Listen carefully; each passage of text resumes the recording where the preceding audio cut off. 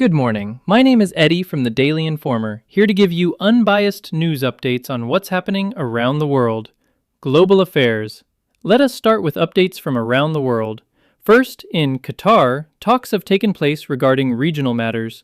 The Vice President of the United States reports that discussions with representatives from Iran were held in Doha. The meetings focused on a recent memorandum of understanding concerning the Strait of Hormuz. Also in the Strait of Hormuz, a cargo vessel is scheduled to depart the area in the middle of July.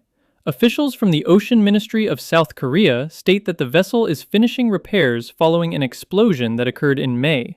In a separate development in the same waterway, state television in Iran reports that a container ship ran aground after traveling on a route that was not approved. In the United Arab Emirates, places of worship have reopened. Church officials in Dubai report that Catholic churches, including locations in Jebel Ali, resumed services after being closed for 3 months. In technology news, Sony announced a change in how it distributes software. The company states it will stop releasing PlayStation games on physical discs starting in January 2028, moving its sales entirely to digital storefronts. Now, let us turn to updates regarding commerce and trade. Regarding maritime shipping in the Middle East, a transport union and an association of shipping owners announced that the Strait of Hormuz will continue to be designated as a war zone. This designation alters employment terms, doubling the pay for mariners operating in the area.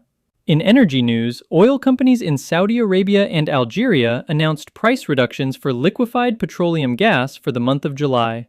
The cuts range between 24% and 27% for the Saudi company and between 2% and 10% for the Algerian firm. In Europe, the government of Ukraine has approved a plan to export weapons and military technology.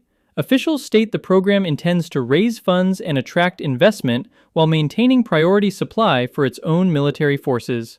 In the Philippines, economic tracking shows a change in status. The World Bank now lists the country as an upper-middle-income economy, noting that the per capita gross national income has moved above the established baseline. Regarding North American trade, the trade representative for the United States stated that the current trade agreement with Canada and Mexico will not be renewed in its present form. Instead, the United States will implement reviews and seek specific amendments to the agreement. Finally, in Sweden, a court ruling has concluded a major competition law case. The market court ordered Google to pay damages to a price comparison company after finding that search results were systematically altered to favor the corporation's own services. To wrap things up, let us look at changes in health policies and medical responses. In North America, healthcare guidelines have been updated. Government officials in Ontario, Canada, lowered the age requirement for standard colorectal cancer screenings from 50 down to 45. Thanks for joining us today. Remember, stay informed but don't let fear do your thinking for you.